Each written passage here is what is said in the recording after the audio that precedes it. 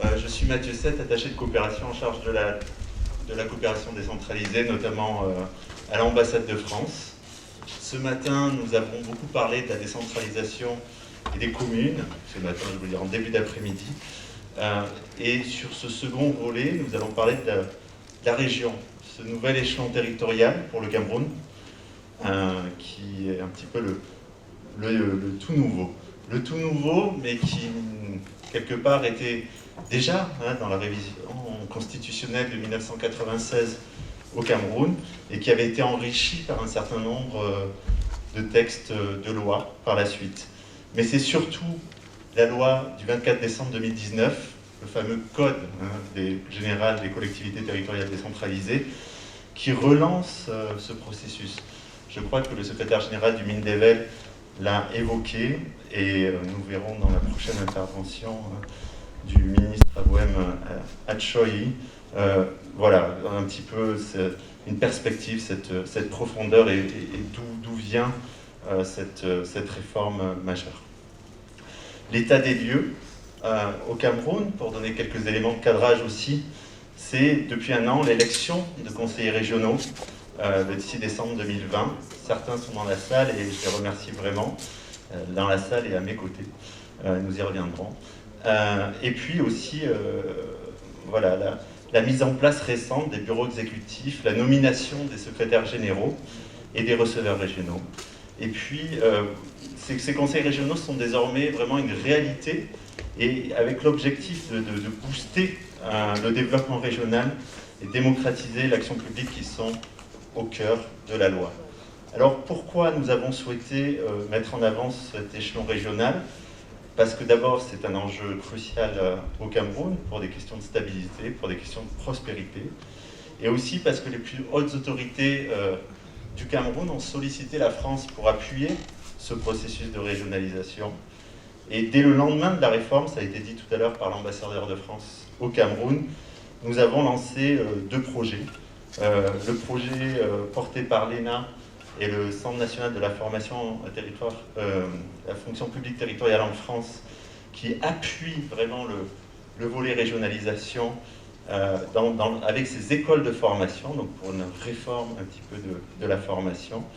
Le second, qui est porté par notre opérateur Expertise France, qui appuie vraiment la mise en place effective des régions, ses plans de développement territoriaux, sa fiscalité locale, et puis son développement à l'international. Voilà, je crois que c'est un petit peu la transition parfaite pour réfléchir au débat que j'ouvre à l'instant. Nous allons, dans ce monde de la diplomatie des territoires, nous l'avons vu avec les interventions précédentes, parler de la région, de sa place, notamment dans ce cadre bilatéral entre la France et le Cameroun, avec des élus, des représentants d'associations fêtières, camerounaises et françaises, qui sont là autour de moi à la table, dans la salle, pour parler à la fois de la région, qu'est-ce qu'elle peut apporter en termes de plaidoyer politique, qu'est-ce qu'elle peut apporter aussi à l'international. Donc pour ce faire, je vais introduire évidemment ce panel. D'abord, à ma gauche, tout de suite, nous avons vraiment l'honneur d'avoir parmi nous le ministre David Abouem Achoyi. Pour la partie camerounaise, je n'ai pas besoin de le présenter, puisqu'il a exercé parmi les plus hautes fonctions de l'État.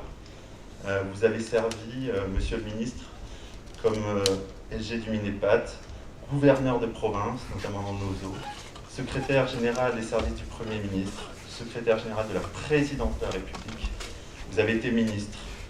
Parmi votre carrière administrative, vous avez notamment servi aussi au ministère de l'administration territoriale en charge de la décentralisation, avant la création du Mindevel. Et puis vous avez pris depuis une dimension plus internationale, notamment auprès du PNUD et d'autres bailleurs avec des questions d'expertise. Nous vous avons invité pour deux raisons.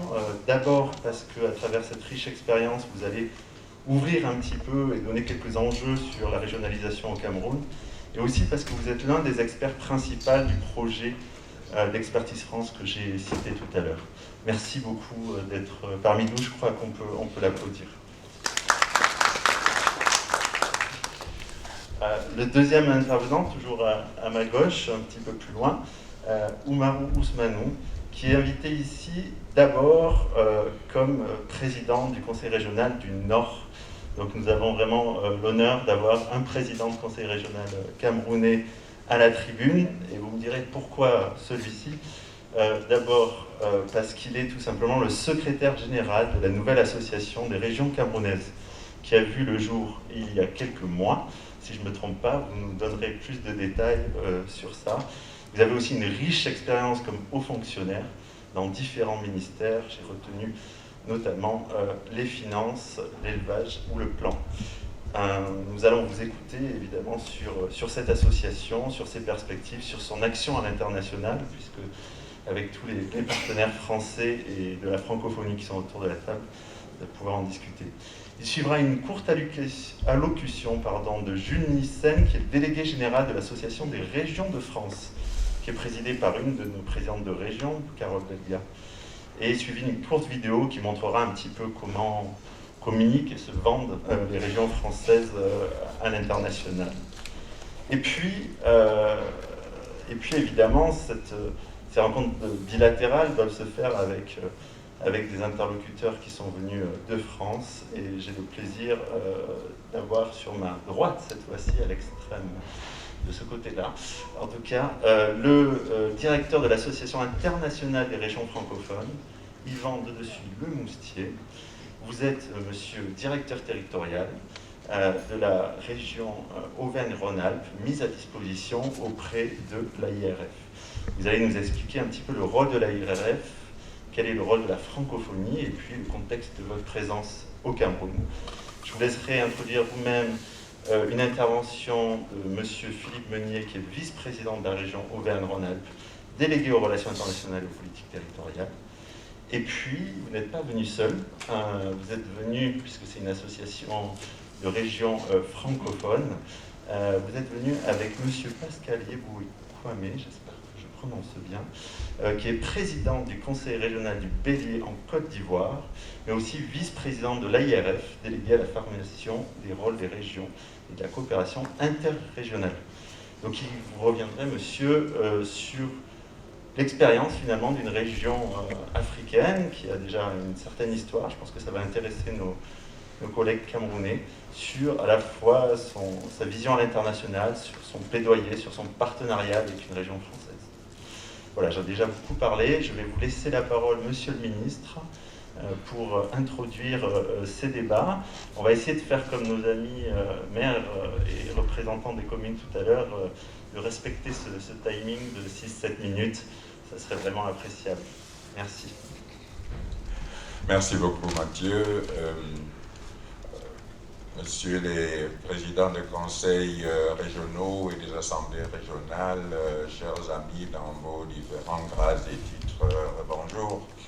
Je suis heureux d'être ici pour évoquer très rapidement cette question de l'enjeu de la régionalisation, comme Mathieu vous en a touché un mot tout à l'heure.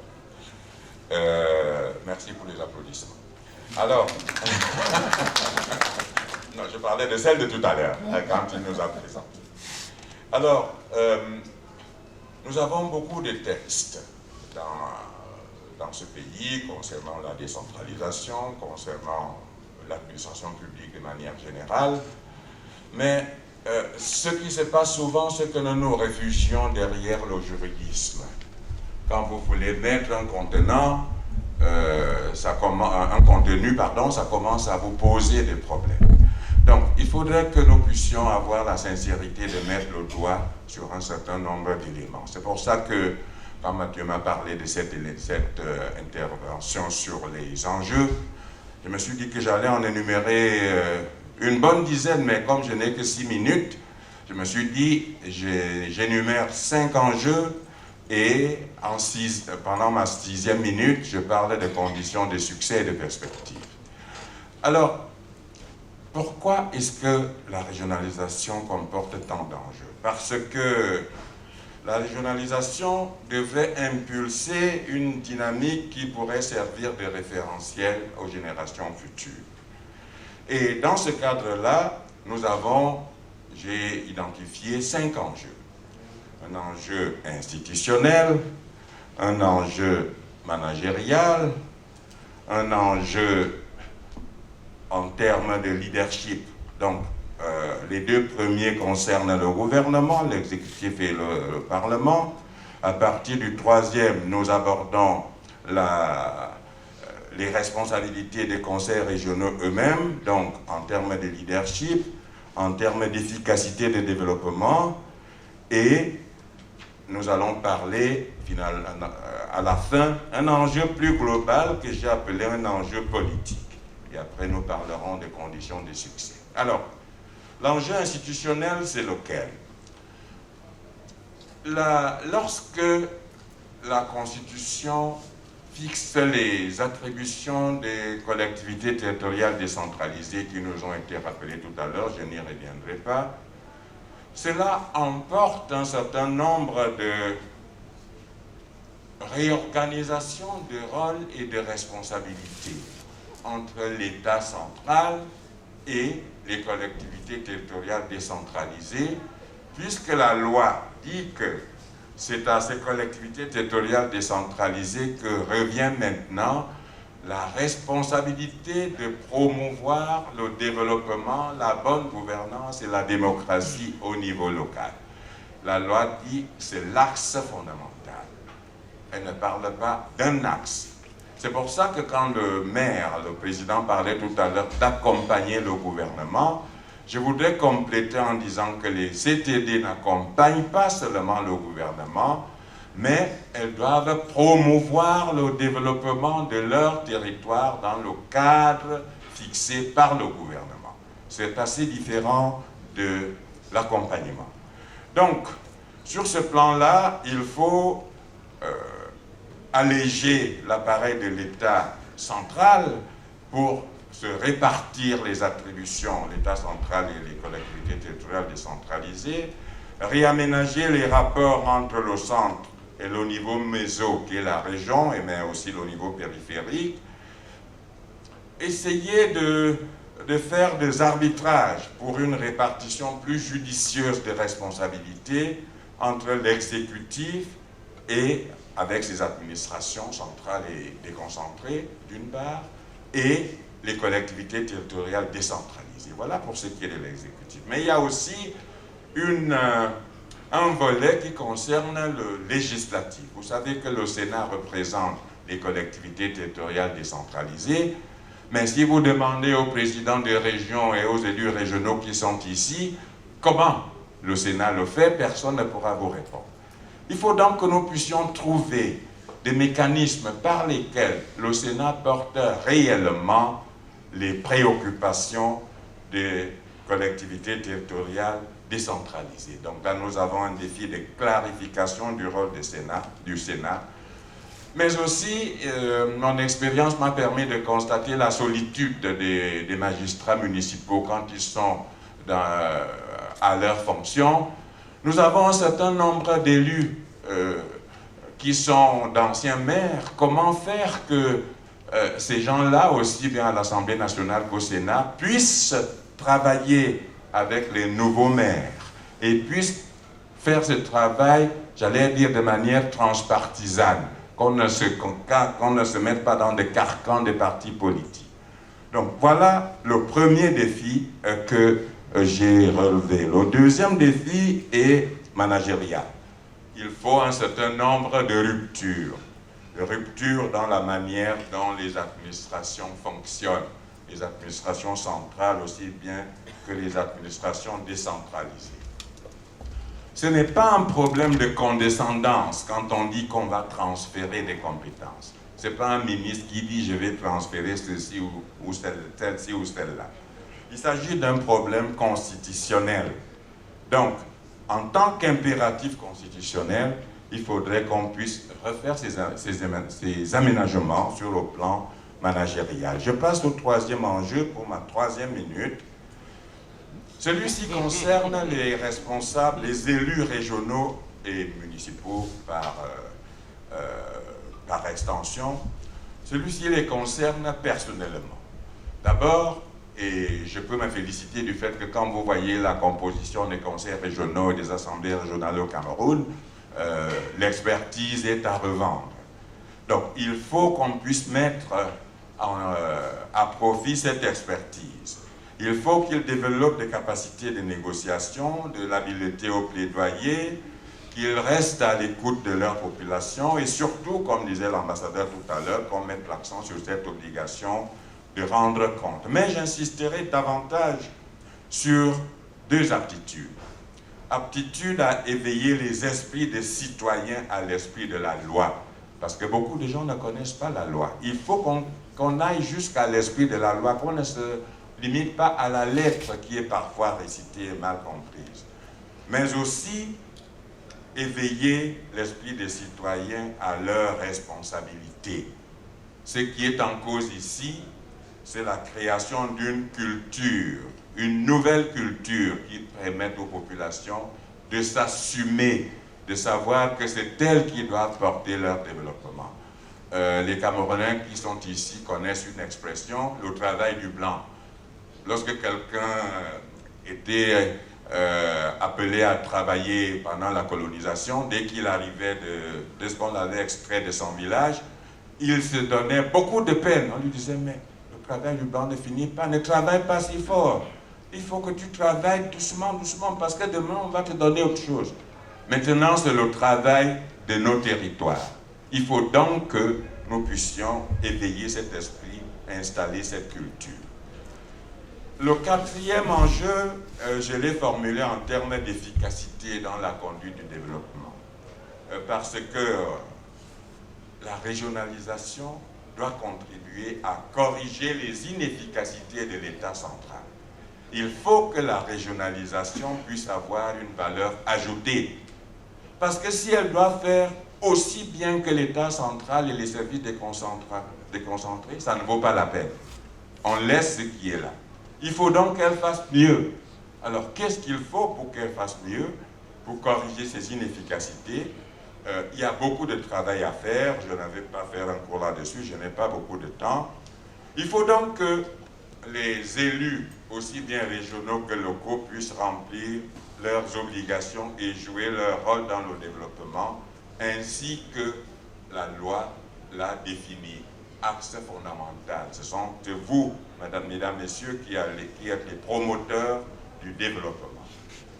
Alors, comment vous promouvez ce développement? Il y a plusieurs axes et segments. Et j'ai voulu insister sur trois, l'attractivité du territoire que vous créez, ça va de soi, l'exploitation du potentiel de manière optimale, ça va de soi, mais je voudrais ici dire que le potentiel, ce n'est pas seulement économique, social, culturel, etc. C'est aussi le potentiel écologique, environnemental, climatique, toutes ces matières émergentes. Il est bon que vous puissiez développer cela. Alors, je vois par exemple, puisque nous parlons, et ça me permet de passer à la dimension internationale, puisque nous parlons de la création, de la coopération décentralisée, nous avons des domaines tels que l'exploitation de la biodiversité, la recherche scientifique, les échanges culturels. Comment se fait-il que nous soyons toujours là à tendre la main? Vous savez, l'homme riche la personne riche n'aime pas avoir un mendiant tout le temps dans son jardin. Il faut aussi que nous puissions apporter quelque chose. Et nous pouvons identifier dans nos territoires, c'est quelque chose que nous pouvons apporter dans la coopération décentralisée. On parlait tout à l'heure des échanges. Mais nous pouvons, en bâtissant des partenariats avec l'État, voir comment mener des activités de recherche entre des universités françaises et des universités camerounaises. C'est pour ça que je parlais de partenariat, parce que les universités ne sont pas encore régionales chez nous. Donc ces échanges d'expertise, cet enrichissement mutuel, les centres de formation, nous pouvons le faire. Et je voudrais dire aux Camerounais que nous pouvons bâtir des partenariats avec les établissements camerounais, l'école polytechnique, l'école supérieure des travaux publics, toutes ces écoles qui forment des spécialistes, parce que l'ASLA ne peut pas en former. On peut signer des conventions avec ces écoles, et ces écoles vous forment les experts dont vous avez besoin. Le dernier enjeu que je veux soulever, c'est l'enjeu politique. Vous savez que la région a été créée pour, j'allais dire, en lieu et place des États fédérés. Le gouvernement a fait le choix de la décentralisation à la place du fédéralisme. Il faut donc que les régions aient un contenu concret, que les régions puissent effectivement conduire le développement, que les régions puissent concrétiser ce message. En fait, les régions doivent être elles-mêmes à la fois un message et une opportunité. Mais que faut-il pour que cela se passe? J'ai énuméré un certain nombre de conditions. La première, c'est la congruence. Nous parlons beaucoup. Il faut que la volonté politique proclamée et déclamée puisse être déclinée en actions concrètes. Congruence entre les mots et les faits. Il faut aussi que l'esprit de la loi soit interprété de manière sincère par tout le monde. Parce que quand vous voyez comment on interprète, par exemple, les 15% aujourd'hui, eh bien, ce n'est pas tout à fait cela. Il faut donc que nous puissions avoir cette sincérité, cette clarté dans l'interprétation. Parce que, et le ministre l'a dit, si la décentralisation est une espérance, moi je dirais qu'il faudrait que toutes les parties prenantes puissent concrétiser cette grande espérance qui s'élance au pays du char des dieux. Merci beaucoup.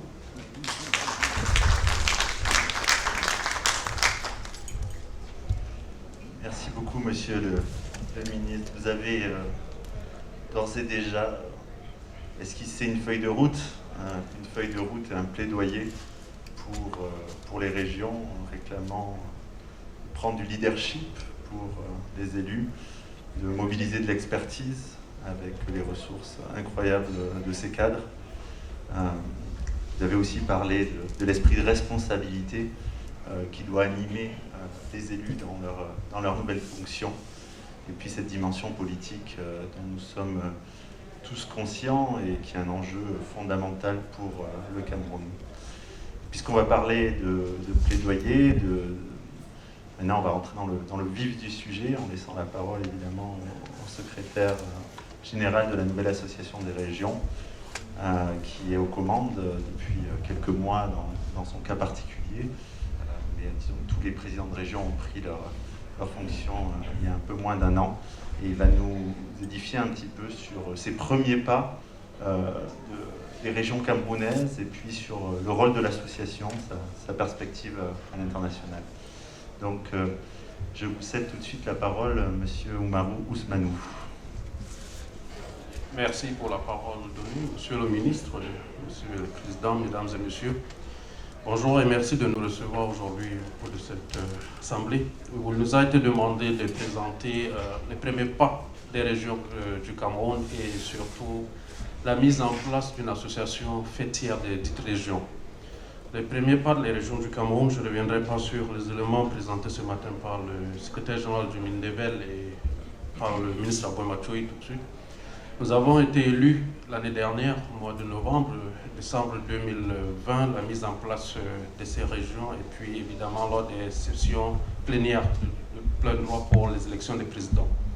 Pour le cas particulier du Nord, nous avons connu un événement malheureux. Le premier président élu est décédé, donc j'ai été élu en remplaçant de ce premier président au mois de juin.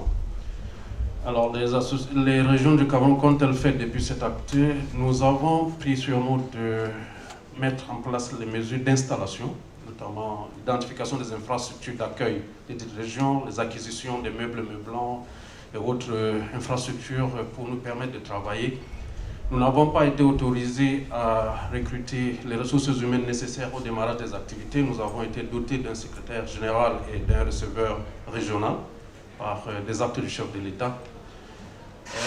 Nous avons pensé à notre niveau que si nous voulons aller vite, nous devons aller seuls, mais si nous voulons aller loin, nous devrions aller en groupe. Voilà la raison pour laquelle les 10 régions du pays ont décidé de se mettre en association. Ceci pas dans un but de défi, mais dans le but de mettre en œuvre les dispositions légales elles-mêmes, parce que la loi de 2019 portant Code général des collectivités territoriales décentralisées nous donne l'opportunité et le droit de nous regrouper, de nous retrouver en association, en entente, en groupement des régions. C'est dans ce cadre que 2 associations en réalité existent aujourd'hui. La première est celle de l'Association des régions du Cameroun, qui regroupe les 10 régions du Cameroun. Et la seconde est l'association des régions de l'Adamawa du nord à l'extrême nord, c'est-à-dire les régions septentrionales, qui sont une entente entre 3 régions qui ont décidé de cheminer ensemble. Je prends la parole aujourd'hui en tant que secrétaire général de l'Association des régions du Cameroun, dont je me focaliserai d'abord et surtout sur cette association. Elle est reconnue depuis le 5 octobre 2021 par un acte du préfet du département du Fundi, ici dans la ville de Yaoundé, donc, parce que le siège de cette association est ici à Yaoundé. Quel est l'objectif que nous nous sommes fixés? C'est de promouvoir des valeurs d'unité, d'intégrité du territoire, de solidarité, de coopération et de collaboration entre les régions pour assurer la défense de leurs intérêts vis-à-vis de l'État, vis-à-vis des autres personnes morales de droit public et des entités de droit public ou de droit privé, nationales comme internationales. Donc, il s'agit pour nous de mutualiser nos efforts, partager les expériences et de porter de commun accord nos difficultés, nos préoccupations, tant à l'État central qu'à nos constituts déconcentrés de l'État au niveau national et pas accessoirement, mais principalement aussi dans le cadre de la coopération internationale, à tous les regroupements internationaux qui puissent exister ou à d'autres régions de par le monde qui pourraient ou accepteraient donc de cheminer ensemble avec nous dans la recherche du développement. Donc il s'agit pour nous de mettre en place un faisceau de relationnels, qu'il soit institutionnel ou qu'il soit tout simplement collaboratif, afin de partager déjà les expériences des autres régions dans le cadre des problématiques qui nous sont propres et de bénéficier donc de leur expérience ou des appuis multiformes que pourraient regorger ces entités. Nous avons une structuration tripartite, nous avons 3 ensemble. L'Assemblée générale qui est constituée de l'ensemble des 10 régions, un bureau exécutif dont la présidence est assurée par le président du conseil régional du centre, la vice-présidence par le président de l'exécutif régional du nord-ouest. Le secrétariat général, comme je le disais, c'est la région du nord. La trésorerie est assurée par la région de l'Adamawa, alors que la délégation au conflit, dont la structure chargée des conflits, est assurée par la région du sud. Donc voilà globalement, rapidement présenté, les éléments constitutifs de ce parti. Quelles sont les cibles pour nous? Les cibles, nos partenaires de mise en œuvre de notre programme, c'est d'abord l'État central. En réalité, il s'agit, comme le disait le ministre Abou Mathieu, non pas d'accompagner seulement l'État dans le processus de développement au niveau méso, mais plutôt de porter aussi les aspirations des populations vis-à-vis de l'État, pour que la décentralisation ne soit pas perçue comme une obole que l'État jeterait dans l'escarcelle de ces populations-là, mais plutôt un ensemble d'activités pensées, réfléchies au niveau des populations et mises en œuvre avec l'appui de l'État et l'accompagnement de cet État. La deuxième cible que nous avons aujourd'hui est celle au niveau de la coopération internationale. Donc, ça peut être l'association internationale des régions francophones, ça peut être une autre association, mais c'est plutôt l'ensemble des regroupements, qu'ils soient régionaux, c'est-à-dire au niveau africain ou bien international, au niveau mondial, qui sont susceptibles d'offrir des opportunités aux régions nouvelles que nous sommes en termes d'accompagnement, en termes de croissance, en termes de processus de développement, et surtout en termes de renforcement de nos capacités. Nous ne nous trompons pas sur nos capacités. Aujourd'hui, nous venons à peine de commencer. Il existe un large champ de possibilités que nous devrions appréhender, et appréhender en évitant les écueils que les autres ont eu à traverser et en mettant en exergue peut-être les meilleures pratiques que ces entités-là ont déjà pu développer pour nous permettre d'avancer rapidement. Et la troisième cible que nous avons, évidemment, ce sont nos propres enfants qui sont à l'extérieur, la diaspora camerounaise qui est à l'extérieur, pour essayer d'avoir une démarche inclusive, explicative. Inclusive parce qu'il ne faudrait pas qu'ils se sentent exclus du processus de loi parce qu'ils sont à l'extérieur du territoire, et explicative parce que jusque-là, autant à l'intérieur, les populations piaffent d'impatience par rapport à l'attente de développement, autant à l'extérieur, elles piaffent d'impatience parce qu'elles estiment que peu est fait et qu'elles devraient plutôt tirer sur l'ensemble du dispositif institutionnel, comme pour dire on jeterait le bébé avec le jupin. Donc nous pensons qu'il y a aussi une démarche explicative à avoir vis-à-vis de nos coréligions, de nos compatriotes qui sont à l'extérieur, pour leur expliquer quelles sont les démarches qui sont mises en place par le gouvernement d'une part et les régions elles-mêmes afin d'impulser ces développements. Après ces cibles, donc maintenant, quel serait le plan d'action que nous mettrions en place? Nous pensons pour les 3 prochaines années, déjà, accompagner le déroulement effectif des dispositifs légaux et réglementaires.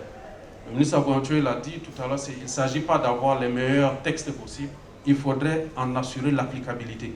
Et jusqu'à cette date, nous sommes encore dans l'attente des textes d'accompagnement, de mise en œuvre de la loi. Donc, il s'agit pour nous de nous armer, de chercher des financements, de chercher des ressources qui nous permettraient d'accompagner le gouvernement dans l'élaboration des actes réglementaires qui permettraient de mettre en œuvre les dispositions réglementaires. Ça, c'est le premier axe de notre plan d'action. Le deuxième axe, ce serait celui dans le cadre où nous voulons bâtir un ensemble de ressources humaines. Tout à l'heure, je pense que le président CVUC parlait de la centralité de la ressource humaine dans l'activité des collectivités territoriales décentralisées. Nous en sommes conscients et nous pensons que cette association peut aider non seulement à l'élaboration, à l'érection de cette fonction publique locale, mais plutôt au renforcement des capacités aussi des ressources humaines qui seraient dédiées à cette action de développement localisée. La troisième action serait donc maintenant, et ce serait la plus importante aussi, c'est l'élaboration de faisceaux de coopération, de relations avec toutes les institutions capables de nous accompagner dans cette activité. Les ressources dont nous disposons aujourd'hui proviennent pour la plupart des dotations de l'État. La loi portant fiscalité locale est en cours de révision. On ne sait pas quand est-ce qu'elle pourra être promulguée et mise en œuvre effectivement. Donc, il s'agira aussi pour nous de voir par rapport à cette limite de nos ressources financières, comment est-ce que nous pouvons mobiliser d'autres ressources afin de pouvoir apporter une réponse à l'impatience des populations, à la triptyque de développement centré et puis valorisant donc, toutes ces nouvelles approches. Je ne reviens pas sur les aspects soulevés par le ministre Abounatouré sur ces terres fertiles et nouvelles de coopération, notamment la biodiversité, l'environnement, les changements climatiques et autres. Et quand nous les touchons, nous, au sein de notre association, nous savons que nous avons des limites et qu'il faudrait donc que nous puissions les lever en allant vers ceux et celles qui savent déjà le faire et qui ont déjà l'espérance dans ce sens-là. Le délai qui m'est imparti étant assez court, je ne voudrais pas rentrer dans d'autres détails. Peut-être dans les échanges avec les gens qui sont dans la salle, nous pourrons apporter des éléments de réponse là-dessus. Je vous remercie de m'avoir écouté.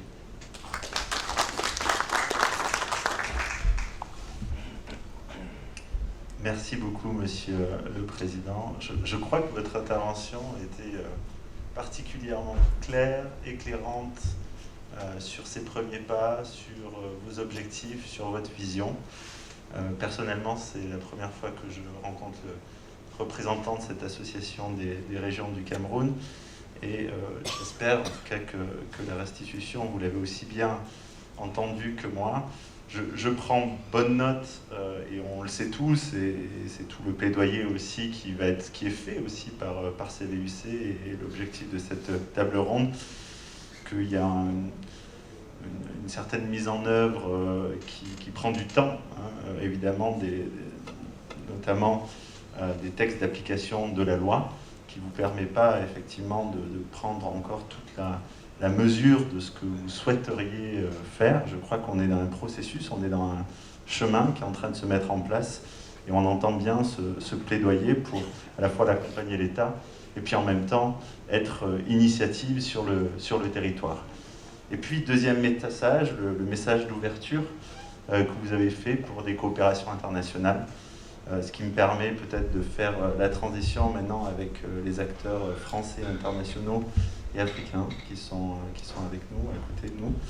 On va commencer par écouter un témoignage du délégué général, de votre association sœur en France, l'association des régions de France, avec une courte capsule vidéo où il va à la fois nous saluer et puis présenter l'action de sa région. Et après un petit film d'1 minute qui illustre un peu ce que font les régions de France, je pense que ça pourrait être intéressant. Mesdames et messieurs les ministres, messieurs les ambassadeurs, mesdames et messieurs les élus, mesdames, messieurs. Je suis Jules Nissen, le délégué général de Région de France, l'association qui réunit l'ensemble des 18 régions françaises. Je souhaitais saluer cette initiative de rencontre de la coopération décentralisée franco-camerounaise, fruit du travail de l'ambassade de France, de l'Association des villes unies du Cameroun et de l'Association des régions du Cameroun, avec le soutien des ministères français et camerounais. Je regrette beaucoup de ne pouvoir être parmi vous aujourd'hui et de ne pouvoir m'associer à vos échanges, mais je sais que ceux-ci seront précieux et utiles pour tous. Au nom de Carole Delga, présidente de Région de France, et de l'ensemble de ses collègues présidents et présidentes de régions en France, je voudrais rendre hommage au processus de décentralisation qui a été engagé par le Cameroun depuis plusieurs mois.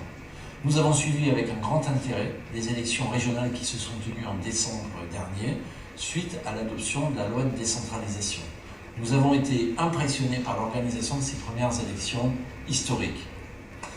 Je me permets par ailleurs de saluer Monsieur le secrétaire général du ministère de la décentralisation, qui est parmi nous aujourd'hui, me semble-t-il, et qui avait eu avec Région France des échanges il y a environ 3 ans, tout à fait passionnants autour de ce sujet, mais quel chemin parcouru depuis cette époque. Que ce soit au Cameroun ou en France, la région n'est pas qu'une division administrative du territoire ou une collectivité territoriale décentralisée. Elle est, je crois que c'est vraiment quelque chose que nous pouvons partager, l'émanation d'un projet de société au service de nos concitoyens. La régionalisation est d'ailleurs l'une des conditions de la réalisation des objectifs du développement durable pour l'agenda mondial 2030. C'est dans cet esprit que je souhaitais indiquer à l'Association des régions du Cameroun qu'elle peut compter sur Région France pour travailler ensemble à la concertation et à la coordination entre nos régions. Cette coopération pourra d'ailleurs constituer un formidable outil de renforcement du rôle que joue la coopération décentralisée dans le développement de nos territoires respectifs. Vous le savez, et cela a été rappelé lors de notre première table ronde, les régions, aux côtés de l'ensemble des collectivités françaises, et Geneviève Severin le rappelait tout à l'heure, sont des acteurs engagés pour la coopération décentralisée. Elles ont d'ailleurs fortement renforcé leur engagement pendant la crise sanitaire avec une augmentation de plus de 15% de leurs efforts. Je ne doute pas que vos échanges permettront d'identifier de nouvelles perspectives de coordination entre nos collectivités.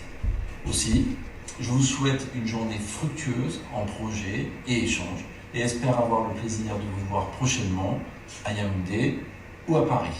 Merci beaucoup et bonne journée de travaux. Donnez vie à l'avenir.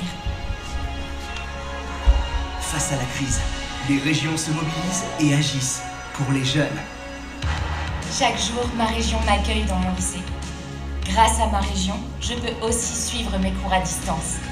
Parce que m'aider à poursuivre mes études, c'est investir dans mon avenir.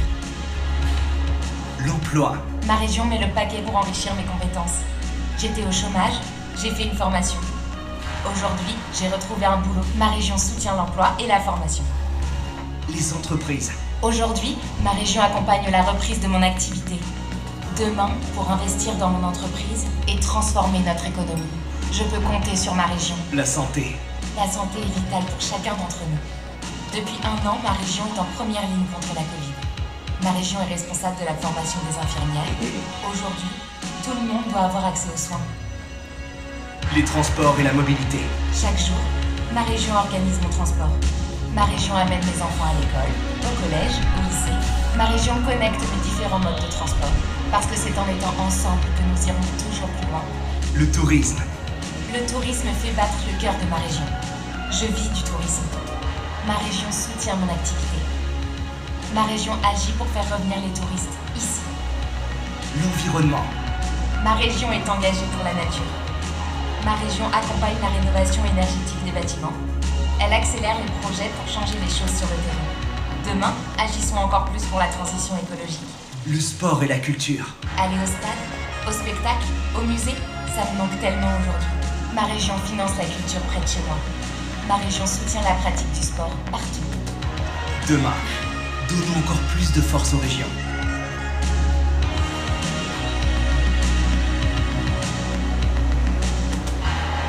Région de France. Donnez vie à l'avenir.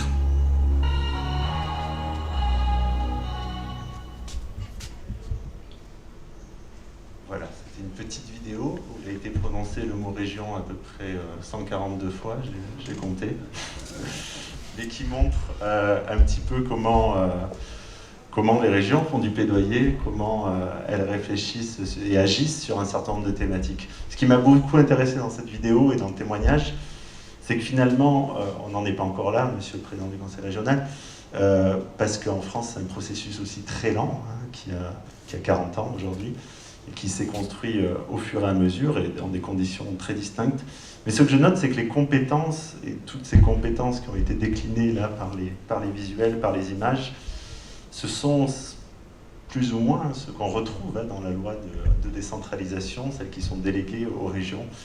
L'initiative de l'attractivité économique, la formation, que ce soit les lycées, les universités. On retrouve aussi les transports, les mobilités urbaines. C'est un échelon territorial qui est particulièrement pertinent et je crois indispensable pour le développement des territoires. Et pour ça, on a la chance d'avoir quelqu'un qui est en présentiel avec nous et qui va s'entretenir un petit peu sur son association, Monsieur Yvan de Dessus-le-Moustier. Vous êtes, je l'ai dit tout à l'heure, mais directeur de l'Association internationale des régions francophones. Donc vous allez parler non seulement des régions françaises, mais aussi des régions affiliées à ce réseau. Et peut-être on va vous écouter, et particulièrement, je pense, les élus régionaux qui sont avec nous, sur que peut apporter l'AIRF au Cameroun et dans le monde. Et on va vous écouter. Merci beaucoup. Merci. Bonjour tout le monde. Je resalue les présidents des régions du Cameroun avec qui nous avons pu passer déjà un temps de travail ce matin et ce midi. Je vous remercie pour cette initiative. Je remercie M. Pascal Yeboué-Kwame, le président de la région du Bélier, vice-président de l'AIRF délégué à l'affirmation du rôle des régions, d'avoir bien voulu faire le déplacement. Je salue aussi M. Pascal Afien-N'Guessan, qui est au premier rang devant nous, ancien Premier ministre de Côte d'Ivoire, qui est président d'une région de Côte d'Ivoire, la région de Moronou, et qui est aussi membre de l'AIRF. Merci d'être parmi nous. Vous avez entendu ce petit film de l'association Région de France. Alors, les collègues de Région de France sont membres de droit de l'Association internationale des régions francophones, comme toutes les associations nationales de collectivités territoriales de niveau régional, quand les régions existent. Donc l'Association des régions du Maroc, par exemple, est membre de notre association, ou lorsqu'il n'y a pas de région, comme par exemple au Sénégal, où les régions ont été supprimées, eh bien, nous accueillons l'Association des départements sénégalais. L'Association internationale des régions francophones, elle a été créée en 2002, donc nous sommes bien plus jeunes que l'AIMF. On entendait Ariana tout à l'heure dire que l'AIMF intervient au Cameroun depuis 30 ans. Eh bien, il y a 30 ans, l'AIRF n'était pas née, elle a été créée en 2002, à l'initiative de 3 régions francophones, la région Auvergne-Rhône-Alpes en France, la région de Tombouctou au Mali, et la région de Rabat-Salé-Kénitra au Maroc. Donc création en 2002, et depuis, ça va bientôt faire 20 ans, eh bien, un certain nombre de régions de différents pays ont souhaité rejoindre cette dynamique. Nous sommes une association de pouvoirs locaux, donc comme l'Association des régions du Cameroun, mais nous avons une vocation internationale, et notre espace international, il se limite à l'espace francophone. Nous accueillons l'ensemble des pouvoirs locaux qui souhaitent nous rejoindre dans l'espace francophone, c'est-à-dire dans les pays membres ou simplement observateurs de l'Organisation internationale de la francophonie. Les missions de l'AIRF, c'est un petit peu le même travail que nous menons, est un peu similaire à celui de l'AIMF, mais avec une approche territoriale. Le président de notre association, M. Laurent Vauquier, qui préside l'association Auvergne-Rhône-Alpes, a l'habitude de dire « l'AIRF, c'est la défense de la francophonie des territoires ». Vous êtes aujourd'hui en responsabilité à l'échelle d'une région, d'une nouvelle région, chacun dans vos collectivités respectives au Cameroun. Eh bien, vous allez voir, vous vous en doutez déjà depuis une année, la régionalisation, c'est un combat. Vous l'avez dit, Mathieu, c'est un processus, c'est très très long et c'est difficile parce que c'est quelque chose. Chaque pas avancé est gagné en discutant avec votre État qui a consenti à cette décentralisation, mais vous allez voir, ça va être très certainement un processus très lent, et ce n'est pas du jour au lendemain que vous avez vu ce petit film des régions françaises. Elles ont 40 ans. Hein, et aujourd'hui encore, je tiens à attirer votre attention sur le fait que ce petit film, il vient illustrer les compétences des régions françaises, parce que justement, il y a un besoin de communication. Les citoyens français ne connaissent pas les compétences de leur région. Il y a un énorme travail à faire à ce propos. Et donc, vous allez avoir, vous aussi, à discuter non seulement avec le niveau national, l'État pour avoir de plus en plus de moyens humains, financiers, pour mettre en œuvre les compétences transférées, mais vous allez aussi avoir à échanger avec vos habitants pour qu'ils comprennent quelles sont vos compétences et sur quelle politique vous êtes responsable. Eh bien, l'AIRF, dans ce combat, elle se propose d'être à vos côtés. Nous accueillons les régions qui souhaitent travailler ensemble sur ces problématiques. Donc, nous sommes à la fois un réseau d'élus, vous voyez ici des présidents qui ont l'habitude de discuter, d'échanger ensemble, et nous sommes aussi un réseau au service des agents des collectivités territoriales membres. Nous faisons du renforcement de capacités sur tout un tas de problématiques, toujours bien sûr en lien avec les compétences transférées dans vos États respectifs et au regard de 4 priorités. Notre Assemblée Générale qui s'était tenue en décembre 2019 à Bamako avait retenu 4 priorités. D'abord, une fonction de plaidoyer, comme l'Association des régions du Cameroun vis-à-vis de l'État camerounais. Nos membres ont souhaité que l'AIRF poursuive son combat pour la régionalisation, pour la décentralisation, parce que bien sûr les élus locaux croient en cette décentralisation. Donc nous faisons ce travail d'explication, et M. Pascal Yeboué-Kouamé, le vice-président dans notre bureau délégué à cette priorité, eh bien c'est ce qu'il vient faire aujourd'hui quand il vient discuter avec vous sur les enjeux de la régionalisation. Nous avons une deuxième priorité qui est la francophonie économique. Au Cameroun, nous avons fait au mois d'avril dernier une rencontre sur l'accès à l'énergie, une rencontre économique sur l'accès à l'énergie, et nous avions une entreprise camerounaise qui intervenait. Et d'ailleurs, la région extrême nord connaît aussi cette association qui agit beaucoup dans le domaine de l'énergie renouvelable. Donc voilà, nous avions le 30 novembre dernier, donc il y a 2 jours, des rencontres économiques dans le domaine de l'eau et de la gestion des déchets. Des entreprises sont intervenues et ont discuté avec des élus béninois et togolais de manière à la fois en présentiel à Lomé, mais aussi grâce aux plateformes digitales en visioconférence. Donc voilà, nous essayons de favoriser la francophonie économique en mettant en relation les chefs d'entreprise francophones et les élus dans les territoires francophones. Nous avons un 3e axe qui est celui de la formation de la jeunesse pour favoriser l'employabilité. C'est une compétence qui est partagée dans de nombreux pays. Les régions ont la compétence de l'éducation, de la formation technique et professionnelle, parfois même des compétences en lien avec les universités, comme en France. Et donc nous participons un petit peu à essayer de faciliter la mise en œuvre de cette compétence formation de la jeunesse. Et enfin, nous avons une priorité autour de tout ce qui est un petit peu bien commun, accès à l'eau, accès à l'énergie, politique climat, défense de la biodiversité, projet d'aménagement et d'environnement durable. Donc là, nous allons mettre en œuvre un programme avec le soutien du ministère de l'Europe et des Affaires étrangères, un programme de renforcement de capacités de cadres marocains, ivoiriens, béninois et malgaches sur la maîtrise d'ouvrage de projets d'aménagement durable et de préservation de l'environnement. On va faire ça pendant 1 année. Alors ce ne sont pas moi, je ne m'y connais pas beaucoup en projet d'aménagement durable. On va faire appel à une expertise extérieure, et en l'occurrence c'est le CEREMA, un organisme qui a été anciennement rattaché au ministère de l'Équipement en France et qui a l'habitude d'accompagner les collectivités françaises dans leurs différents projets d'aménagement du territoire. Donc voilà, nous sommes un outil d'échange entre élus sur la mise en œuvre de vos compétences, sur les politiques publiques territoriales. Nous sommes un outil de renforcement de capacité des agents de ces collectivités sur des thèmes que vous, membres, vous nous proposez. Par exemple, on a réalisé au mois d'octobre un atelier sur le marketing territorial, comment une collectivité territoriale peut mettre en avant une marque pour des produits faits dans son territoire. Nous avons mené cette formation à l'initiative de la région de Rabat-Salé-Kénitra, au Maroc qui souhaitait qu'on développe cet axe de l'attractivité territoriale. Une dame en a parlé tout à l'heure autour du tourisme. Et nous avons fait cet atelier en octobre, là, avec des régions ivoiriennes qui étaient intéressées de travailler sur cette thématique. Je vous donne cet exemple pour vous dire, voilà, on essaye de trouver des solutions, des réponses aux problématiques, aux enjeux que vous nous remontez de vos territoires. Voilà, je ne sais pas, après je peux répondre à d'autres questions. Mais voilà, nous sommes un outil au service de la régionalisation.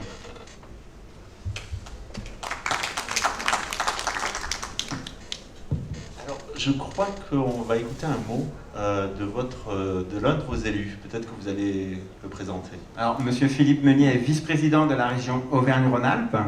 Il a donné un petit mot de salutation pour cette table ronde.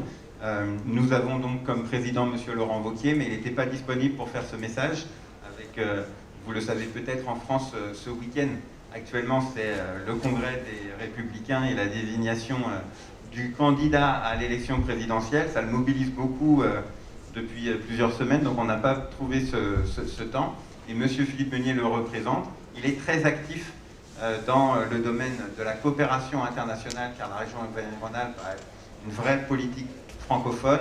Et d'ailleurs, et M. Pascal Yévoué-Kwame en parlera tout à l'heure, la région Auvergne-Rhône-Alpes a notamment un partenariat de coopération décentralisée avec la région du Bélier en Côte d'Ivoire.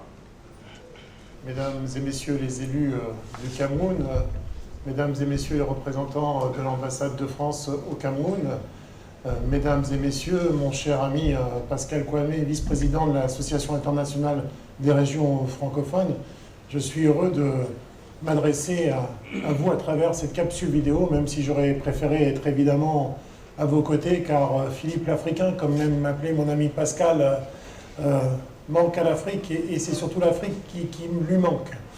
Et pour cette réunion qui fait l'objet aujourd'hui de la décentralisation au Cameroun, notamment sa régionalisation, j'aimerais vous dire qu'ici, en région Auvergne-Rhône-Alpes, nous avons voté un schéma régional dans le cadre de la loi, appliquant un certain nombre de principes et donc des priorités voulues par le président Laurent Wauquiez, à savoir d'abord évidemment les échanges internationaux au niveau européen, mais aussi et surtout les échanges à travers ce monde francophone qui fait notre richesse et cet atout fondamental dans la mondialisation pour nos économies et nos territoires respectifs. Dans le cadre de cette politique vers la francophonie que le président Laurent Wauquiez a décidé de mettre en œuvre, nous accompagnons un certain nombre de dossiers et j'en veux pour preuve le dossier qui aujourd'hui est déjà en cours de réalisation en Côte d'Ivoire grâce à nos amis de la région du Bélier, présidé par mon cher Pascal, qui est le suivi des nappes phréatiques et qui permet d'améliorer la gestion de l'eau qui est un problème sur l'ensemble des continents, évidemment en Afrique, mais aussi évidemment en Europe, en Amérique, partout dans le monde. Nous avons une problématique de l'eau et les élus locaux doivent s'en saisir pour que nos populations puissent avoir accès à une eau potable, de qualité et en quantité suffisante. Avec cette table ronde, vous allez justement pouvoir aborder cette régionalisation qui permet, grâce au principe de subsidiarité, de répondre aux attentes de la population avec des élus locaux engagés, investis et avec des projets concrets. Car ce qu'il faut dans les relations internationales, à travers nos échanges régionaux et interrégionaux, c'est bien de répondre aux attentes de nos populations, avec des attentes qui sont exigeantes, mais qui sont nécessaires pour le bien-être de tous. Et à travers ces attentes-là et les réponses que vous pouvez y apporter et que nous y apportons, nous arrivons à améliorer le vivre ensemble et les conditions de vie de nos compatriotes respectifs. Donc je vous souhaite vraiment une bonne séance de travail. Nous sommes à vos côtés, même si c'est une capsule vidéo. J'ai hâte de retrouver ce sol africain qui me manque tant. À très bientôt, mon cher Pascal. À bientôt, mes amis.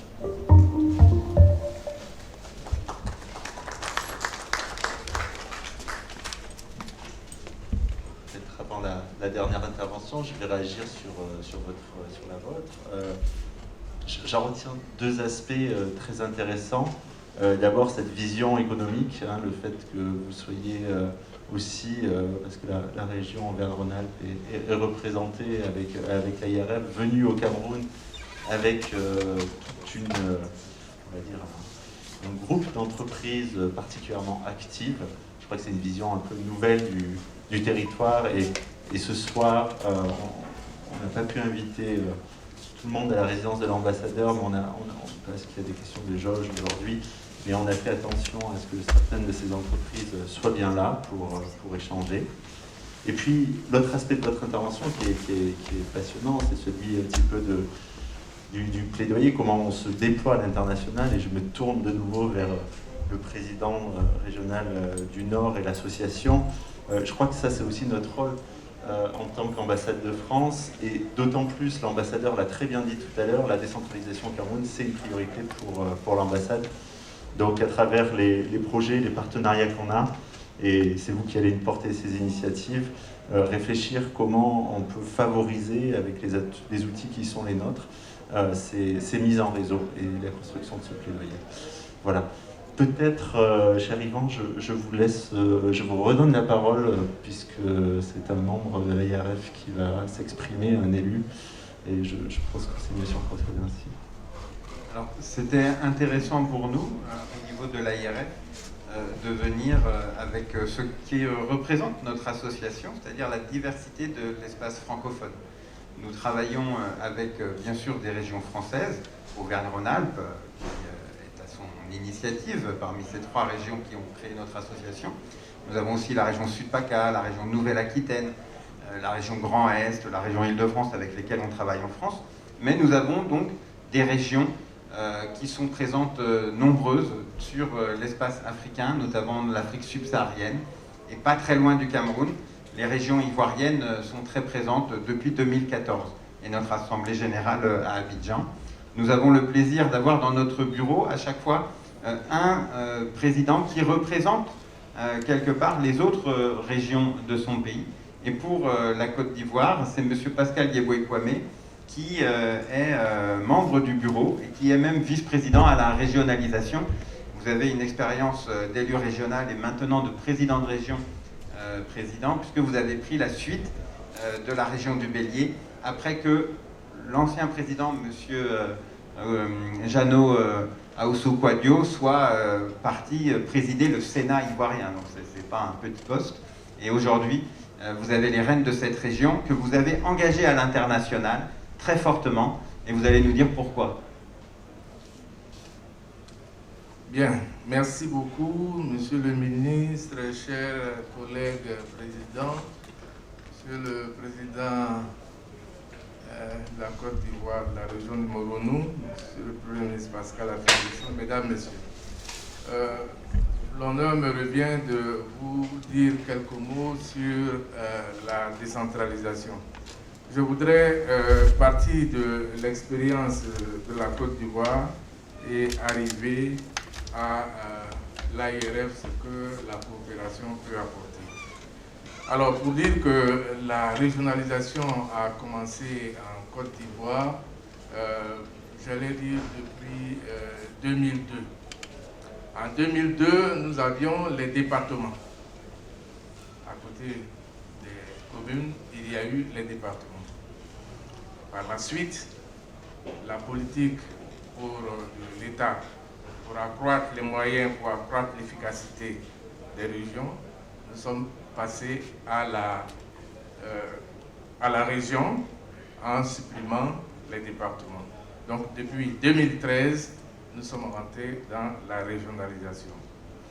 Par le biais d'élections, avec un conseil, un organe délibérant qui est le conseil de la région, un organe exécutif qui est le président et son bureau. Mais pour aller rapidement dans ce sens, dès le début, nous sommes partis par les programmes de développement. Mais pour les mettre en œuvre, pour les identifier, il a fallu mettre en place un plan stratégique de développement. De ce plan stratégique de développement, il découle déjà du plan de l'État lui-même, pour être en harmonie.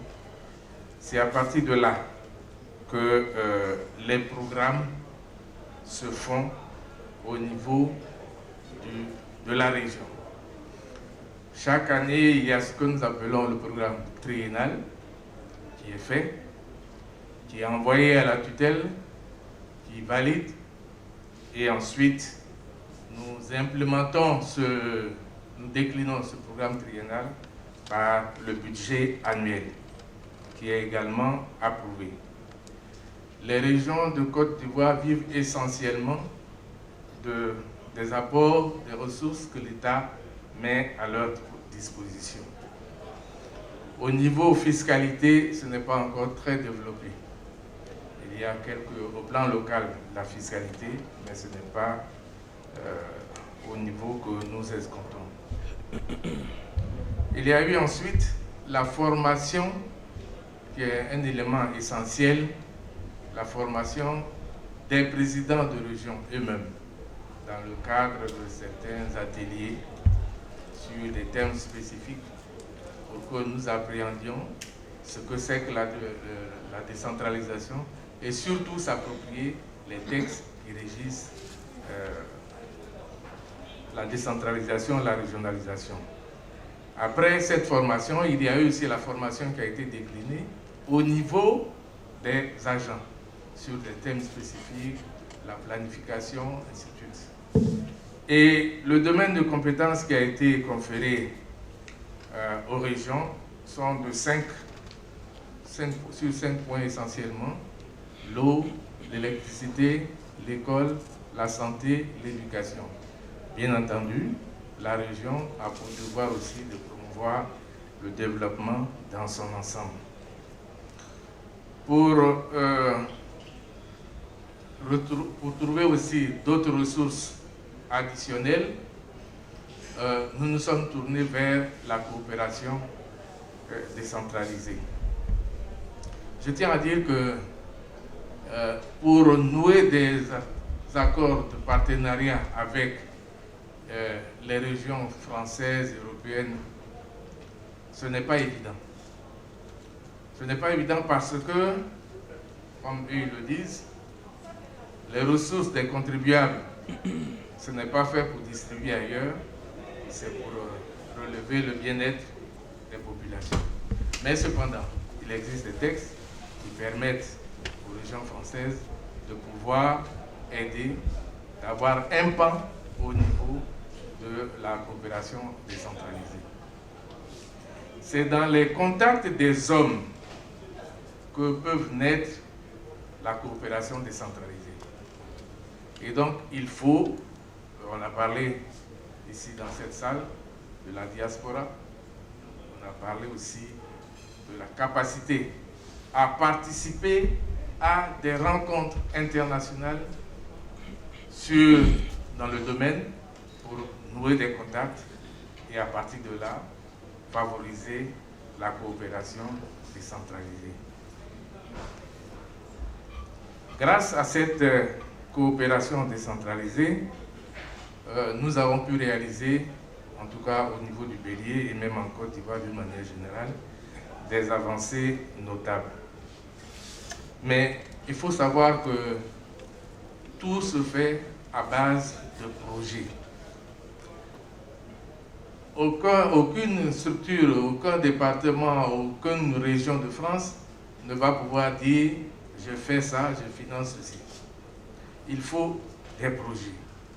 Et pour avoir ces projets, pour bâtir ces projets, il faut une formation adéquate.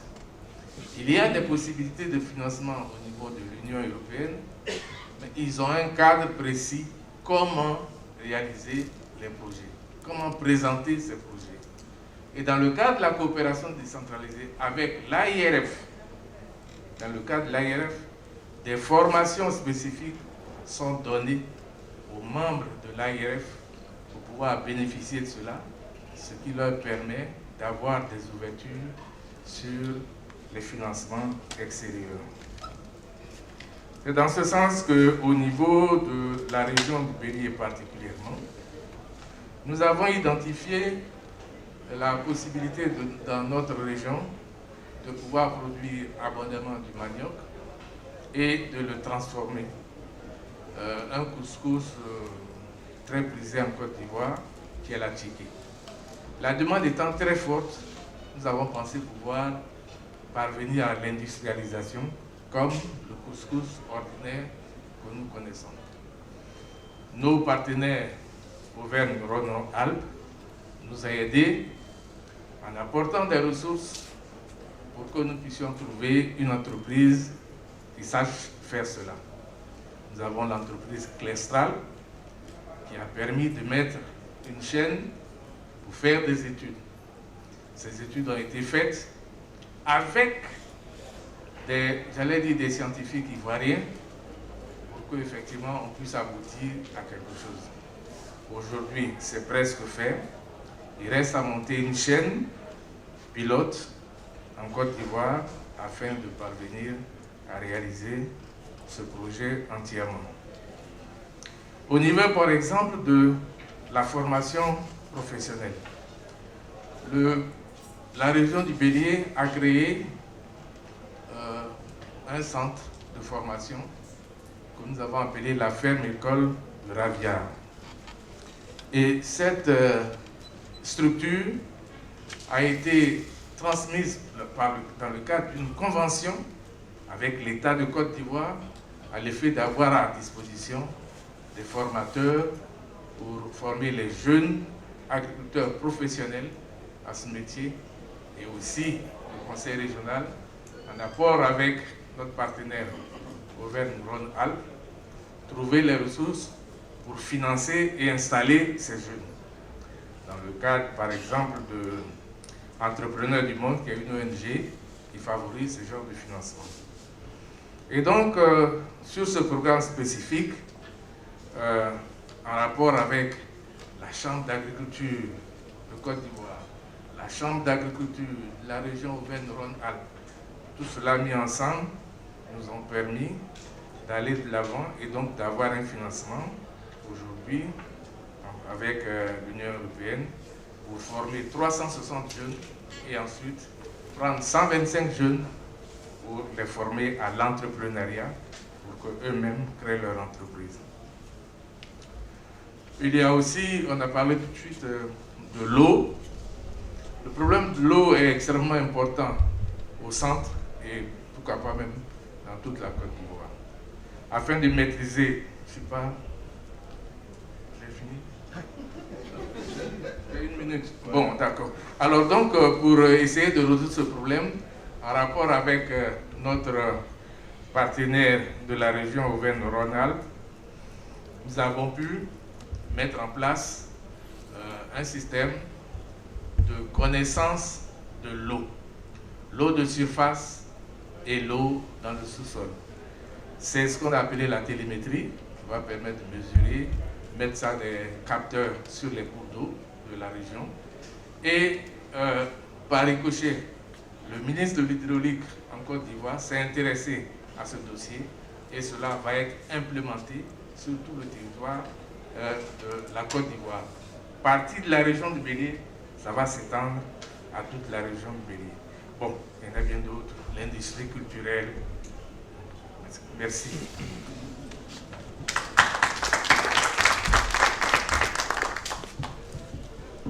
Merci beaucoup, Monsieur le Président. Je crois que votre témoignage qui clôt les témoignages, parce qu'on va maintenant donner la parole à la salle, était particulièrement intéressant parce que vous avez parlé de projets concrets sur lesquels vous travaillez et sur des thématiques qui, je crois, intéressent particulièrement les élus du monde entier, mais en particulier au Cameroun. Les questions de comment on transforme des produits en matières premières en produits qui vont apporter de la valeur au territoire, comment on gère les ressources, les biens publics comme l'eau, et comment la région peut et doit s'emparer de ces sujets, parce que c'est certainement l'échelon territorial le plus pertinent sur ces questions-là. Alors, on a un peu dépassé par rapport à ce qu'ont fait nos collègues des communes tout à l'heure. Je pense que c'est parce que la région, c'est un nouvel échelon, donc on avance un peu plus lentement, et il y a beaucoup d'interrogations et de questions. Mais il est 30 et on va laisser 15 minutes évidemment à la salle pour pouvoir échanger avec nos panélistes. Donc on a quelqu'un qui va venir prendre le micro. Voilà, et on va laisser la parole à la salle. Madame là, allez avec vous.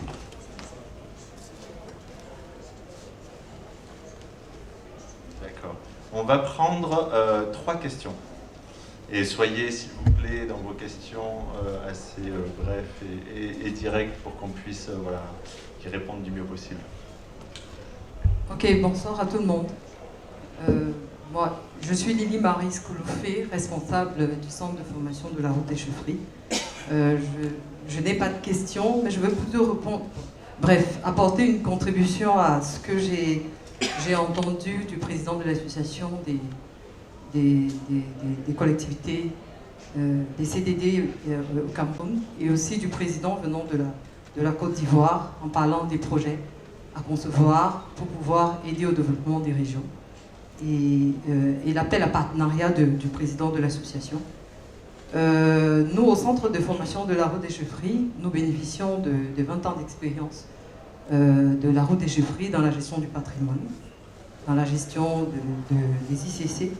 Et nous voulons participer au développement des territoires en partageant cette expérience réussie de la valorisation du patrimoine de la région à travers le programme des routes patrimoniales d'abord, mais aussi et surtout à travers le renforcement des capacités des acteurs des CDD dans les domaines du patrimoine, de la culture, en vue de les accompagner dans le développement et la mise en œuvre des projets tels que le président venant de la Côte d'Ivoire l'a dit, dans le développement des projets patrimoniaux, dans le développement des projets culturels, parce que nous savons que c'est un gros potentiel d'attractivité aujourd'hui dans nos régions. Nous avons l'expérience de la région de l'Ouest, qui aujourd'hui est une région qui attire beaucoup de touristes à cause de son patrimoine touristique. Mais aussi, surtout, nous savons aussi que c'est très important pour le développement économique local. Aussi, dans le domaine de la création d'emplois, nous travaillons à fournir de la main-d'œuvre, je veux dire, des jeunes, à former des jeunes dans les secteurs de la culture et du patrimoine pour justement développer ces secteurs-là. Donc nous croyons que nous sommes là, nous sommes disposés à être des acteurs aux côtés des communautés, des collectivités territoriales décentralisées au Cameroun. Nous espérons que notre dossier sera favorable à de toutes les façons, auprès de vous, de toutes les façons.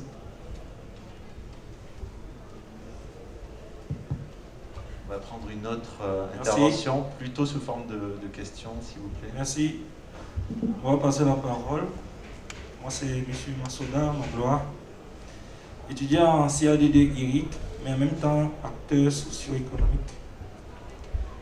Ma question vient un peu en bout de chaîne pour les régions, parce que ça devait commencer par les communes. Lorsque nous sommes en zone rurale comme en Goma-Povi, par exemple, on n'a aucune information. Aucune information.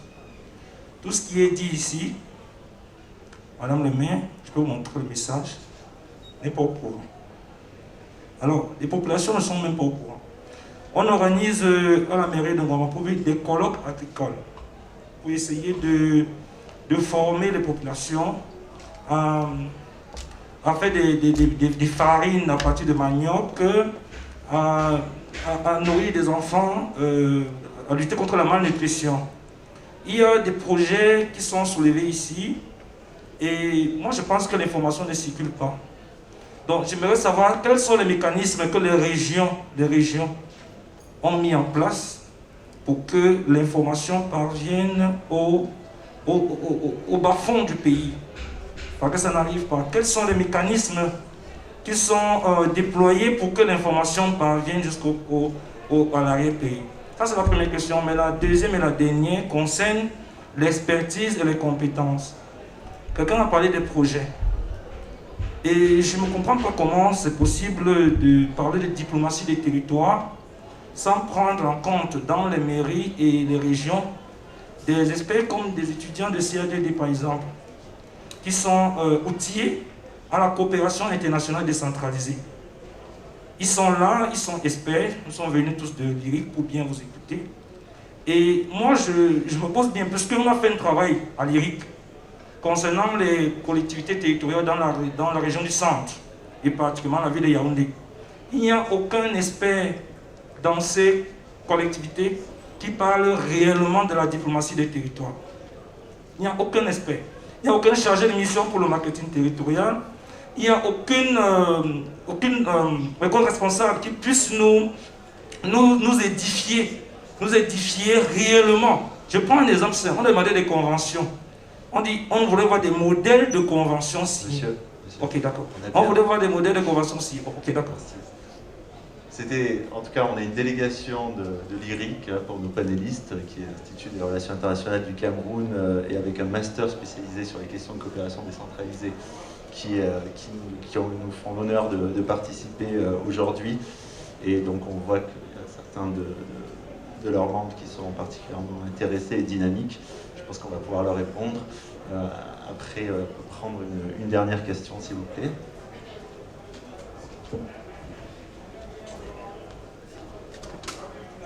Bonjour à tout le monde.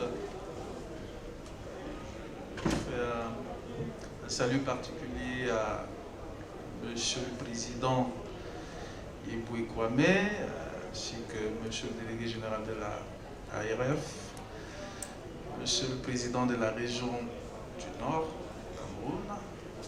Je voudrais, avant toute chose, féliciter le Président de la région du Nord pour son exposé quant à leur orientation stratégique.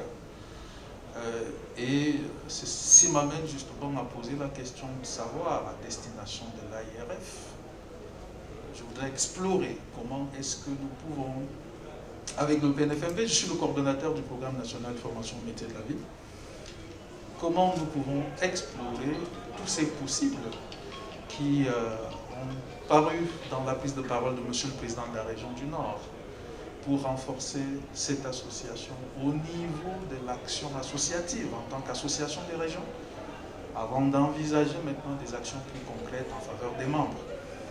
Parce que j'ai cru entendre, rien qu'à regarder le spot de l'AIRF tout à l'heure, Mathieu a compté 142 compétences. C'est ce qu'il nous a dit. Il prononçait 142 fois le mot région. 142 fois le mot région. Bon, voilà, je m'excuse.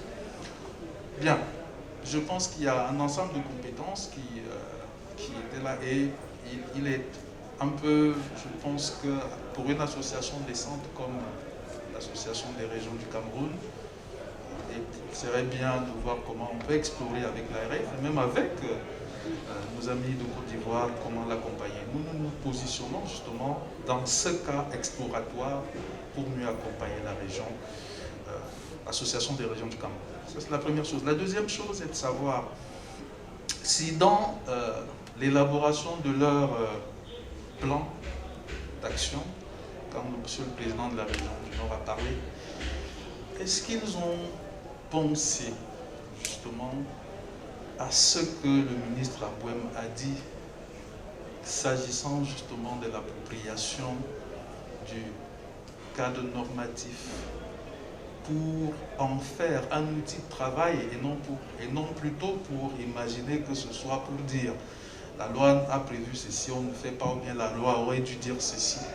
Est-ce qu'il y a un dispositif d'appropriation positive de ce cadre normatif-là pour que l'association puisse effectivement bien évoluer au niveau du développement des territoires régionaux? Merci. Merci beaucoup. Je crois qu'on va prendre les différentes questions. Peut-être on va commencer par la dernière. Monsieur le Président de la région du Nord. Et vous allez commencer, puis ça sera complété par les différents panélistes. Bien, merci de me passer la parole, mesdames et messieurs, merci. Je commencerai par la dernière question relative à l'appropriation du cadre juridique ou normatif pour en faire plutôt un outil de travail qu'un simple outil de plaidoyer ou bien faire du juridisme. Je parle du principe que nous sommes en train de bâtir cette association. Et quand j'ai donné le plan d'action sur 3 ans, je vous ai dit qu'il y avait un renforcement de capacité afin d'être des partenaires et de l'État.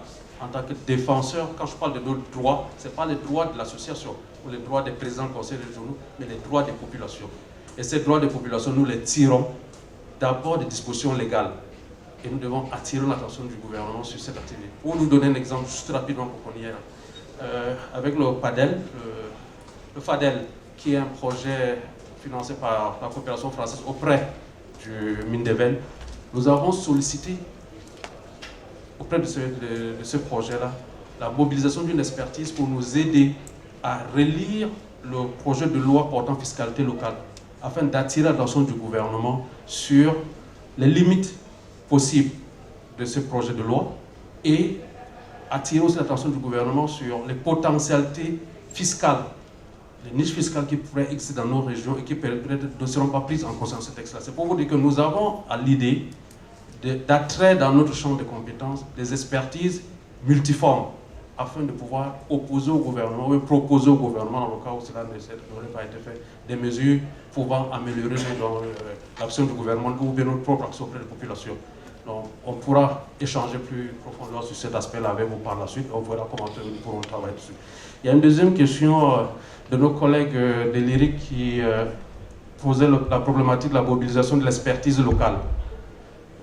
Je parle pour le compte des régions. Là, pour ce qui concerne la CVUC, elle pourra vous donner des réponses demain au niveau de GECOM. Nous pensons que cette expertise locale peut et doit être mobilisée, parce qu'il s'agit d'abord de développement local avant que nous recourions à une expertise internationale. C'est dans le cas où nous n'aurions pas à disposition d'une expertise locale capable de nous accompagner que nous ferons recours à une expertise internationale, mais pas seulement pour venir nous accompagner, mais pour faire un transfert d'expertise au bénéfice des consultations locales, pour que par la suite, nous n'ayons pas à recourir toujours à une expertise étrangère pour résoudre des problèmes qui seraient locaux. Donc ça, c'est aussi un engagement que nous voulons prendre au niveau des présidents pour vous dire que la première démarche que nous aurons, c'est la recherche d'abord d'une expertise locale, qu'elle soit régionale ou nationale, avant de pouvoir donc ouvrir à l'international. Il serait donc important qu'à votre niveau aussi, nous ayons des interlocuteurs capables de nous proposer, de nous informer de l'existence de cette expertise-là, et qu'il ne soit pas fait un appel à personne d'intérêt qui soit infructueux du fait de ces problèmes. La deuxième question qui nous a été posée, c'est la problématique de l'information des populations sur les actions des collectivités territoriales décentralisées. Je vais partir de ma propre expérience, pour ne pas engager l'association. Au niveau de la région du Nord, avant de faire le débat d'orientation budgétaire, j'ai tenu à rencontrer l'ensemble des 21 maires de la région. Et l'une des recommandations ou bien des directives qui en est sortie, même si les collectivités se valent, elles sont d'égale dignité comme dit la loi, mais c'est la même loi qui nous oblige à assurer la cohérence entre le plan régional de développement et les plans communaux de développement. Et cette recherche de cohérence passe par un suivi, non seulement de l'élaboration de ces plans communaux de développement, mais de leur mise en œuvre. Et nous avons convenu avec ces communes de l'utilisation des vecteurs tels que les radios communautaires, les chefferies traditionnelles, les regroupements socioculturels, afin de transmettre les informations de l'activité ou de l'action de ces collectivités territoriales décentralisées et de la récolte donc, des besoins de ces populations-là. Parce que nous pensons qu'il faut inverser la problématique du développement. Il ne s'agit plus de continuer à promouvoir un top-down, même s'il est régional ou local, mais plutôt réellement d'aller vers un bottom-up qui permet à ces populations de poser les problèmes qui sont les leurs et que nous discutions avec elles des stratégies et des mécanismes de résolution de ces problèmes. Et que dans un devoir de redevabilité, nous allons vers ces populations-là leur rendre compte de ce qui a été fait par rapport à ces problèmes-là, des difficultés que nous avons eues, ou alors des meilleures pratiques que nous avons pu observer cela et puis de les diffuser. Donc, je pense que c'était les questions qui m'étaient destinées. S'il y a d'autres éléments, je pourrais apporter des éléments de réponse. Je vous remercie.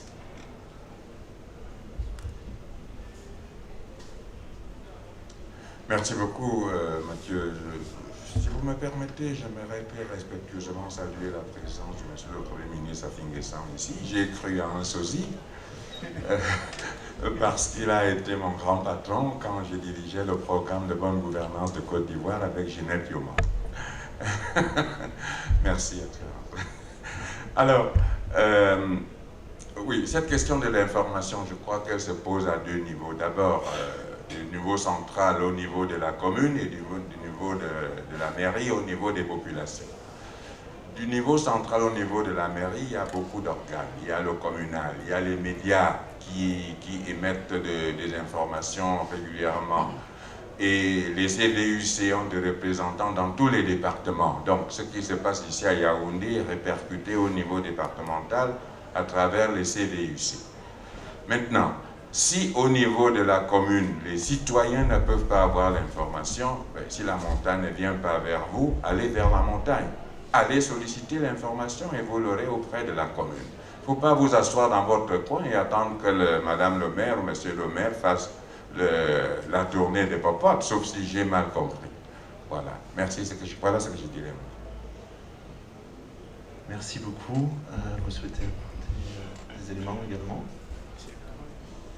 Juste pour dire que tout à l'heure, avant même cette séance, j'étais en rapport avec monsieur le secrétaire général et nous avons convenu de pouvoir lui donner des informations sur le directeur exécutif de la fêtière en Côte d'Ivoire afin qu'il puisse échanger des expériences. Merci. Très bien. Je crois que nous avons beaucoup échangé à travers ces deux tables rondes de l'après-midi sur ce sujet et ces sujets passionnants que sont la décentralisation et les impacts à la fois pour les communes et les régions. Et nous n'oublions jamais à travers elles, en fait, l'action publique vers les élus locaux. Je vous passe la parole juste après. J'aimerais donc remercier évidemment tous les participants de vous être déplacés, d'avoir partagé cet après-midi de réflexion avec nous. C'est un début du chemin, de ce momentum à la fois de 3-4 jours où on va faire un vrai plaidoyer, ça répond aussi à un certain nombre de questions sur le pouvoir des collectivités territoriales. Je crois que ces journées de la coopération décentralisée, puis demain aussi les journées économiques internationales des communes à laquelle sont pleinement associées les régions vont permettre de débattre. Je tire l'attention sur un petit peu des interventions avec les acteurs français qui interviennent par la suite. Demain au GECOM, à 15h, une présentation de l'AFD et ses différents projets. Samedi à 10h, je présenterai avec d'autres collègues la politique internationale des collectivités françaises. À 11h30, il y aura un panel sur les modèles de coopération entre régions. Donc il y aura un vrai focus sur ces questions-là. Et puis, toujours le samedi, un panel sur le développement culturel touristique qui sera animé par le conseiller de coopération et d'action culturelle, Yann Lorveau, qui était parmi nous et qui a animé ce premier panel tout à l'heure. On discutera aussi de l'action des ONG internationales, notamment françaises, dans les régions en crise, à l'extrême nord, notamment du pays, et puis éventuellement dans les régions du nord-ouest sur l'ouest, et comment elles travaillent aussi avec les collectivités. Voilà, autant de focus que la coopération française a souhaité mettre en avant. Ce que je peux vous dire pour clôturer, je vous laisserai un petit mot pour la fin.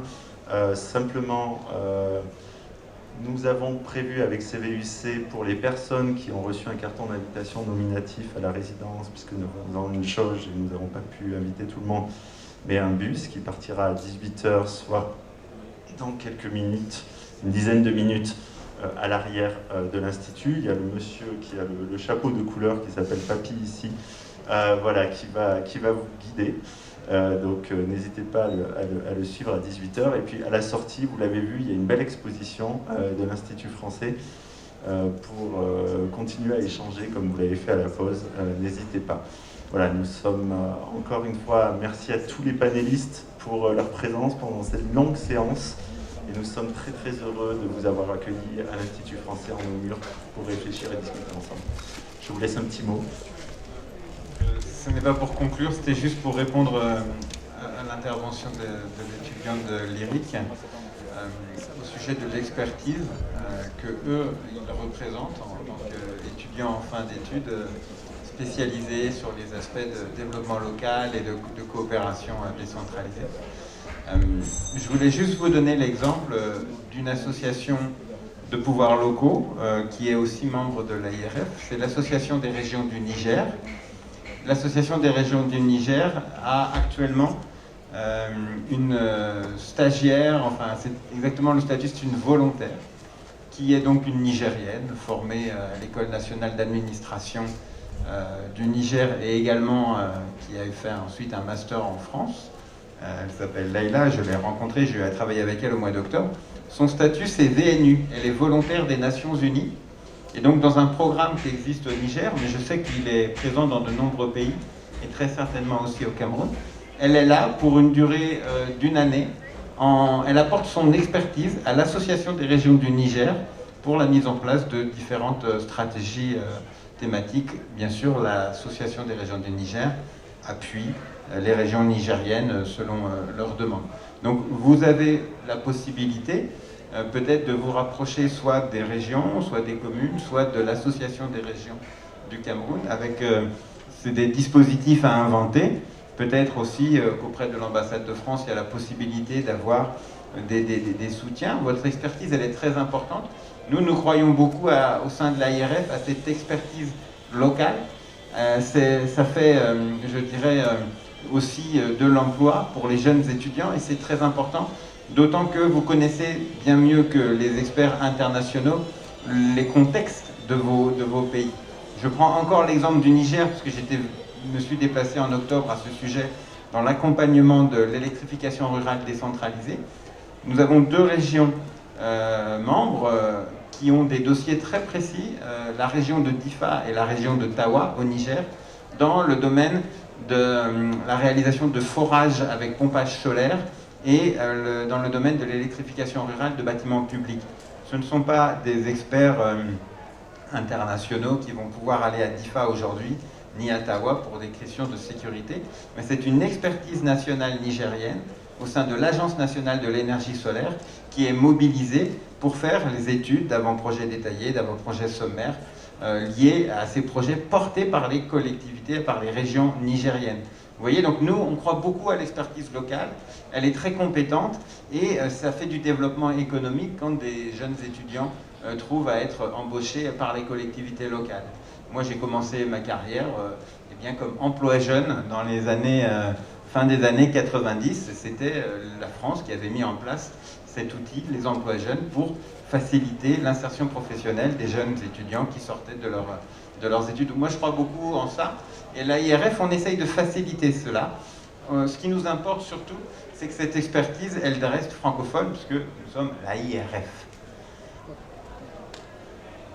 Je pense que sur ce plaidoyer, ces sages paroles, nous allons conclure ces séances, évidemment en partenariat fort avec la jeunesse, les étudiants que nous accompagnons tous. Je vous remercie à toutes et à tous, encore une fois. Bonne soirée.